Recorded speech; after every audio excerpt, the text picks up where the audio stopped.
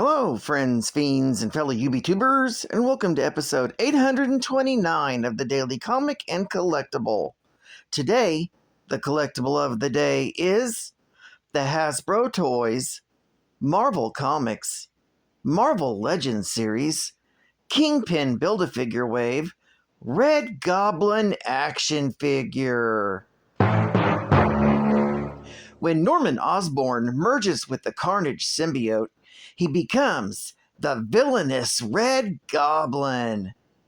With the Marvel Legends series, both kids and adult Marvel fans can start a legendary collection of comic and movie-based Marvel characters. This 6-inch scale action figure of the Red Goblin figure is highly articulated and features a comic-inspired design, making it another worthy addition to your Marvel Legends series. Collect all the figures in the Spiderman Legends series Build-A-Figure collection to assemble Marvel's Kingpin. This highly detailed and superposable Red Goblin figure includes 2 total accessories. This set includes a symbiote pumpkin bomb and a right leg for the Kingpin Build-A-Figure. Collect the set to create your very own Kingpin action figure. This Marvel Legends series action figure was released in 2018 by Hasbro Toys. Now, the comic of the day is Amazing Spider-Man, Volume 1, issue number 798, with a cover date of June 2018, with story by Dan Slott, art by Stuart Immonen, and cover by Alex Ross. This story is titled Go Down Swinging Part 2, The Rope-A-Dope. The story opens at the Daily Bugle office, where Peter Parker explains to Ben Urich how he can reconfigure the office's Doppler radar system to track the changes in barometric pressure caused by the tritanium stolen by Phil Urich. Assuring Ben that they'll find his nephew, Peter thinks to himself how everything is finally starting to click now that he's back at the Bugle and using his knowledge of science to help people.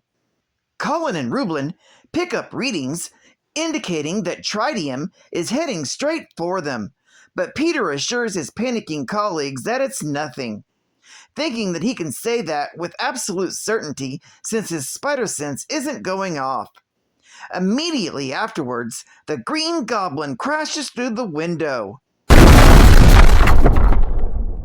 Robbie tells everyone to calm down until they find out what he wants, as the Goblin quips that he wants what he always wants: Spider-Man. Peter recognizes Norman Osborn's voice and tries to figure out how he managed to regain his powers. The Green Goblin notes Peter is friends with Spider-Man and tells him to get him if he doesn't want anyone to die. And Peter dashes out of the room to change into his costume. Meanwhile, at the Century Club, J. Jonah Jameson laments accidentally revealing Spider-Man's identity, fully aware that he's just put everyone Peter Parker cares about in grave danger. Recalling his despair at losing his own loved ones, Jameson resolves to not let Peter suffer through that as well and tries to break free from the ropes binding him. Back at the Daily Bugle, the Green Goblin wonders what's taking Spider-Man so long. Robbie tells him that Spider-Man will show up soon. The Goblin then wonders if Robbie knows who Spider-Man is under the mask, threatening him. But Betty Brant interrupts, offering to post news of Goblin's attack on the Bugle's front page. The Green Goblin vetoes her suggestion, saying it will bring half the NYPD down on him, and asks if she wants to get thrown off a bridge. Ben Urich intervenes, saying that Osborn was never one to rest on his laurels, and doubtless has some new tricks up his sleeve. But that's when the Green Goblin tosses a burlap sack at Ben, oversaturating his speech with puns and innuendos to drive home that he killed his nephew Phil. Betty expresses concern that the bag may contain Phil's severed head, but Ben notes that while the shape is right, the weight is all wrong. He opens the sack to find the tritium sample stolen by Phil, wired to a bomb. The Green Goblin laughs maniacally.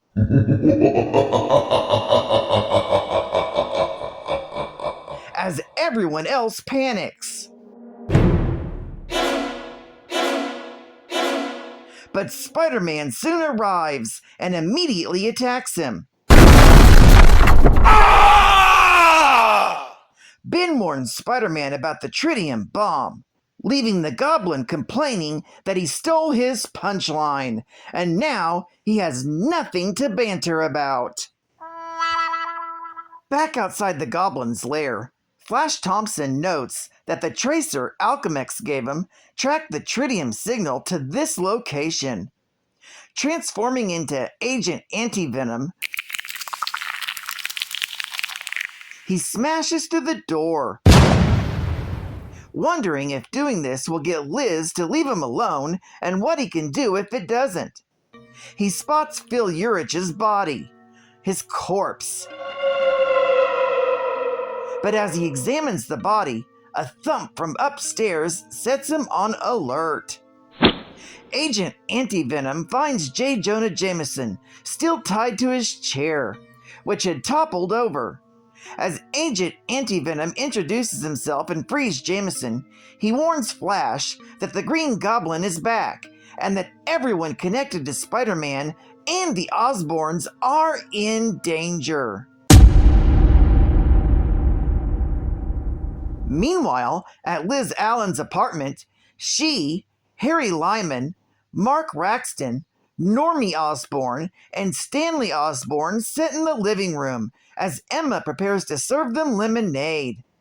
Liz's smartphone rings, and she answers it, noting Flash is the one calling. Harry notes Liz looks horrified, and she says his father has returned. As Normie gleefully celebrates the return of his Pop-Pop, Harry suggests that they call the police, but Liz says Alchemax's security forces are better equipped. Saying that it's finally time, Emma says she's going to take Normie and Stanley. When Liz angrily confronts her, Emma pulls out a tranquilizer gun and shoots her, Harry, and Mark, before grabbing Stanley and a horrified Normie, telling him to shut up and that now she's in charge. Back at the Bugle, Robbie helps evacuate and makes sure everyone is accounted for. Rublin wonders how prepared everyone is for this and is horrified when Colin remarks that events like this are a regular occurrence. As Robbie double-checks that everyone made it out, Betty yells at him that if they don't leave now, they'll die. The Green Goblin praises Spider-Man for keeping the bad guy occupied so his friends can get to safety, at the cost of his own safety. But Spider-Man tells Osborn that he's not an omniscient narrator, and that he's in the blast radius too. Punching the Green Goblin aside, Spider-Man wraps the tritium bomb in a thick cocoon of webbing, wrapping himself in a cocoon as the Green Goblin curses him. The tritium bomb suddenly explodes, destroying the top several floors of the Daily Bugle building. Picking himself out of the rubble, Spider-Man notes that he kept the blast mostly contained, but that he has to check the civilians weren't hurt by debris. Just as he notes he thinks he saved everyone, the Green Goblin calls out to him by his civilian name, and Spider-Man turns to see his nemesis impaled by a girder and several shards of glass and metal. Spider-Man asks Osborn how long he's known his identity, But the Green Goblin notes it doesn't matter anymore. The Green Goblin tells Spider-Man he doesn't have much time left and thanks Peter for being his enemy. Spider-Man apologizes for being unable to save Osborn and wishes things could have been different. The Goblin abruptly bursts into maniacal laughter as his blood comes alive, sneering that Peter really does wish that he could have saved him. The Goblin rises as a red and black monster with an elongated head, fanged jaws, and a long tail. Peter recognizes the Carnage symbiote. On the verge of blindly panicking out of sheer terror, Spider-Man barely dodges the monster's attack, tagging Osborn with a spider tracer and fleeing. Trying to calm down, Spider-Man assures himself he knows the symbiote's weak to fire and sonics, and tries to come up with a plan based on that. Mockingly wondering why Spider-Man isn't cracking jokes, the Carnage Goblin hybrid throws a trio of symbiote bombs that follows Spider-Man through the air. As Peter is horrified at these new weapons that don't set off his spider sense, Osborn speaks to him through one of them before it bites into his leg and explodes. Spider-Man crashes through the window of a condemned building. The Carnage Goblin hybrid arrives and says he wants to end this here and now. No rain checks or round twos. Revealing he's aware of the spider tracer through the symbiote, Osborn offers Peter a one-time deal. Give up being Spider-Man and he'll let Peter live. No strings attached. But if he sees Peter using his powers even once, he'll take his time killing all of Spider-Man's loved ones, friends, and acquaintances as slowly and as painfully as possible. Rebranding himself the Red Goblin, Osborn tells Peter to take it or leave it, and to give him a sign he understands. And Peter webs the shredded and burning remains of his Spider-Man costume's top to a flagpole in surrender. As the Red Goblin laughs triumphantly,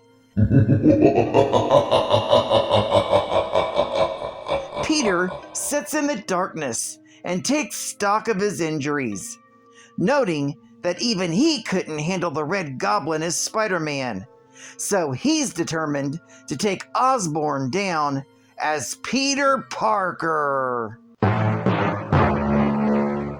This story is continued in The Amazing Spider-Man, Volume 1, Issue number 799.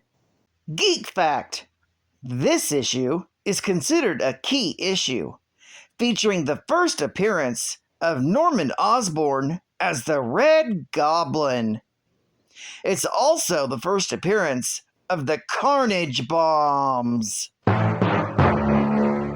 Bonus Geek Fact: once thought dead, Osborn survived and rebuilt his influence in Europe, later revealing himself as the architect behind pitting Ben Reilly against Peter Parker and retaking corporate power.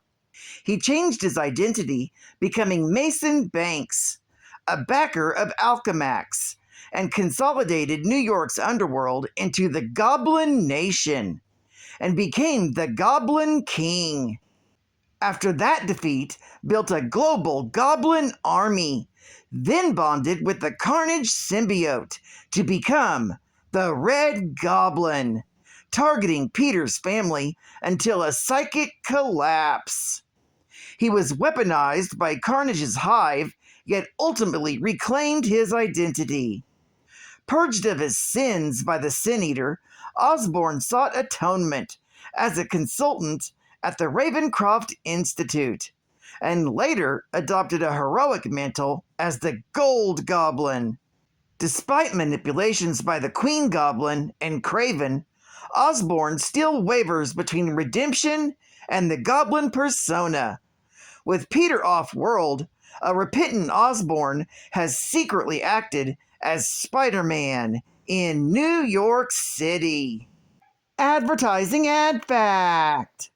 Adam Warlock's search for the Soul Stone sets him against the Silver Surfer in Infinity Countdown number 3.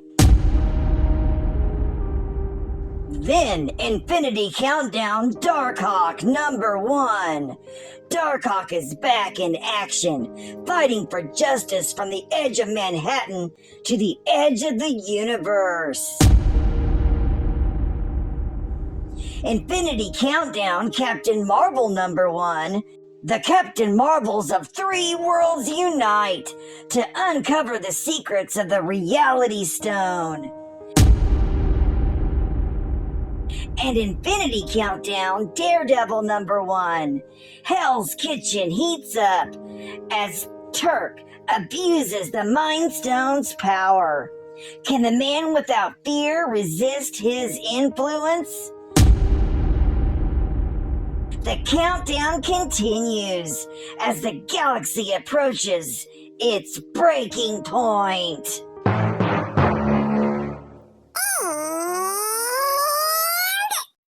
Spinderella cut it up one time. Yo, let's talk about facts, baby. Let's talk about you and me. Let's talk about all the good guys and the bad guys that may be.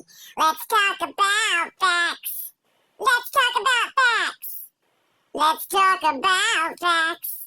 Let's talk about facts. Don't be coy, avoid, or make void the topic, cause that ain't gonna stop it. Now let's talk about facts on KINGPIN streaming show.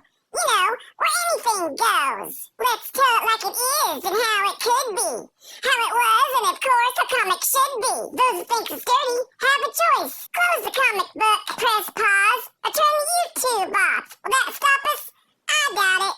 Alright then, come on Cat Fan. Let's talk about facts, baby. Let's talk about you and me. Let's talk about all the good guys and the bad guys that may be.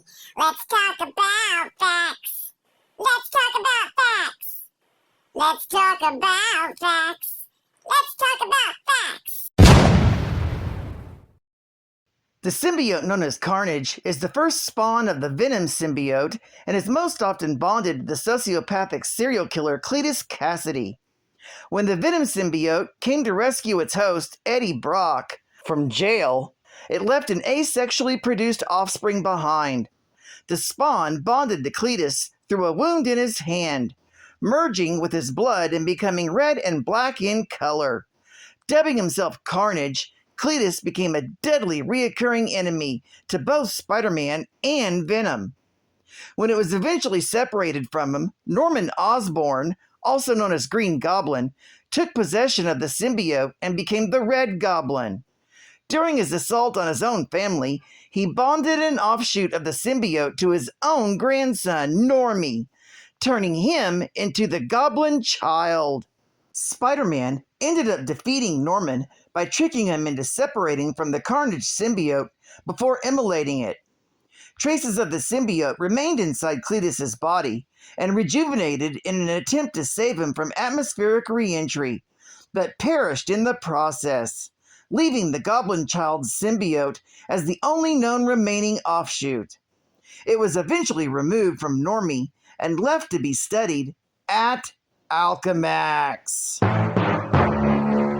Well, I'd like to thank you for joining me for another Daily Comic and Collectible, and I hope to see you again Wednesday.